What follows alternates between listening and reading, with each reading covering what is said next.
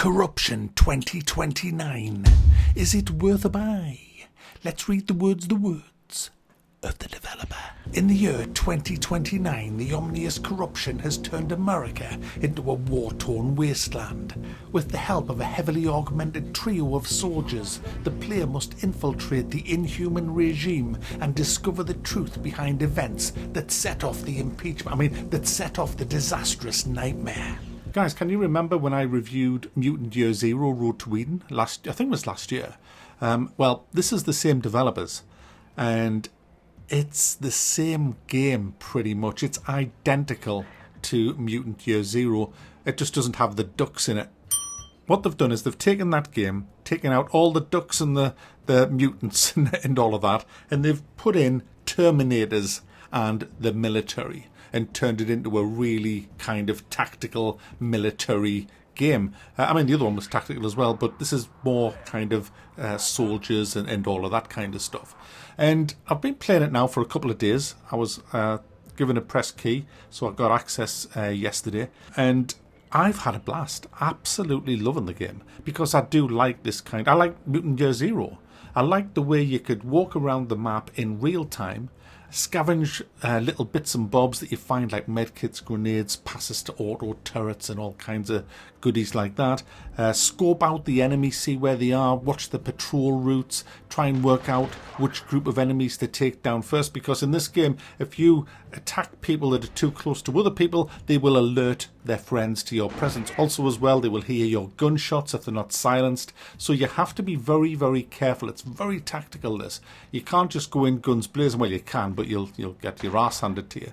You have to kind of make sure your soldiers are the right distance if they're going to be firing unsilenced weapons. You've got to make sure that there's no other enemies knocking about in the area, and take out little groups at a time. Doing a full lap of the map as you actually start the game is very handy as well, because you can pick off a couple of stragglers who are on the patrol routes. Each enemy has a different level. Some of them have shields as well, and over time you get to know what kind of damage you can do with your guns, and so you'll know pretty much whether or not you can take them down in one go or with a whole team. And it's essential information, that, because it can turn a battle. If you let a guy live, they're all in squads like Alpha, Beta, Charlie, Delta. If you attack somebody, say in Alpha squad, and you don't kill them by the end of your turn, they will radio every other member of Alpha Squad and tell them where you are, and people will come running from all over the map. So it's very, very tactical. So you get a trio of units, and at the beginning of the game you all have shit weapons and pretty much no augments. And as you go through the missions, you have a primary and secondary objective, and a lot of the time you will get rewards for both primary and secondary completions. So it's important, especially early on, that you do all areas of the map, do all the different stages of the mission, and get yourself some decent gear, get yourself some decent silenced guns. You do want more than one person with silenced weapons. You'll get a really good sniper rifle, you get a really awesome minigun. It's absolutely incredible, the minigun. You get a great shotgun. You get more and more weapons as you go on through the game, and you kind of have to work out a role for each member of your team. You only have 3 members, and each member can have 3 augments, so you kind of have to be careful what you give each one. For example, my shotgunner has a leap facility that you can use. You can't use it every turn, you can only use it every 2 or 3 turns, but he can leap quite a long way across the map and get behind people, and he has a shotgun, so that's a brilliant combo that I find is really, really useful. Just leaping up next to where there's a couple of enemies and just blowing the shit out of them. My sniper has extended range and armor busting, so he has very long range, can take down people's armor, very handy again. And my other guy has a stealth machine gun and a minigun, and he also has a stasis shield that he can throw over somebody that might get exposed out in the open, who's maybe on low health and the enemy are going to kill him. I can throw a stasis shield over him, which makes him impenetrable to any fire whatsoever for 1 turn. You get lots of other augments. You get them as you go and level up as mission rewards. Now, it's in 3 acts. Each act's taken around about 4 hours to do, but it depends on the difficulty level. The developers reckon there's about 15 hours in the game. I'm taking my time, and I'm really setting up some fantastic ambushes, and it's so satisfying. And that's what I want to talk about now, the actual tactics. I'm going to show you a mission, and I'm going to play a long uninterrupted piece of video. I might cut out some of the thinking time where I'm kind of sitting thinking about what I'm going to do, but this is to give you an idea of how you can tactically take out a group of superiorly armed and that's got way more health than me and shields enemies, a group of enemies. You can take them out just simply by using your head, using what you've got at your disposal and doing things in the right order. And it does take a lot of time when you're doing these things, but I find that it is just well worth doing it. Stealthing a guy into the base and planting an explosive.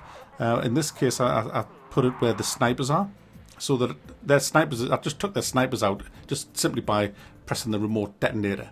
I've also got auto sentries hacked, just ready to go. I've got me sniper in a good position. I've got me shotgunner in a good position. And as the battle unfolds, I kind of get an idea of where everybody's going to be going to, and I just absolutely kick their sorry arses. And it does take a lot of planning. You've got to kind of guess where the enemy are going to go to. Sometimes they don't always go where you want them to go, and it can totally fuck you up. But a lot of the time, you know, after you've played the game for a while, you do get the idea of where they're going. There's not a lot of options in the game for graphics and things like that, but I didn't really have any running problems at all, so there's nothing really to talk about there. The sound and the music is great. It kind of adapts to the action in the game, so it gives a really good sense of immersion and tension. So it's got a really good soundtrack, this. Now, it's only £15, so it's half the price of a AA game. It's not a very expensive game as far as video games is concerned. Certainly not one that's as fun as this with some decent graphics and sounds. But it's got a lot of recycled assets that you just see over and over and over again. The maps, my goodness, I must have played some of the maps 4 or 5 times. It's just kind of lazy. I know they only had a year to make this game, but honestly, I am so fed up of playing on the same fucking map over and over. You get new missions and it's like, yeah, go over there. Same map again. Yeah, but I just cleaned that map out. Yeah, well, you got to do it again. And they're in pretty much the same place as a lot of the units. Obviously, they have better units as you're going through the game, but the better units are still in the same place as the worse units were 2 maps back. You know, so it's kind of... that sucks, because once you know the layout of the map, you know where the good ambushes are, you know where you can set up some really good traps for the enemy, and you kind of know where they're going to get bottlenecked as well. You kind of also know where they're not going to go, and I didn't like that. I would have much rather seen a load more maps in the game, but there just isn't. And that's a definite. That's going to cost it a couple of points on the score at the end, definitely. But what saves this game is the absolute joy of sussing out different tactics, using different weapons, getting different weapons as you complete quests, and then as you get ready to do the next quest, you'll see the mission reward, and it's like, gets you all excited. It's like, oh, I'm going to get a minigun if I do this quest. And that first time you fire the minigun, oh my goodness. I mean, this one here, we had me sniper across the road, and I had me shotgunner in the middle of the road, and I lured them out, and then me minigunner just steps out from behind the bloody vehicle and just mows everybody down. It was just, I planned it. I had never fired the minigun before, but I had a feeling it was going to be pretty awesome, and it didn't disappoint. Go to hell.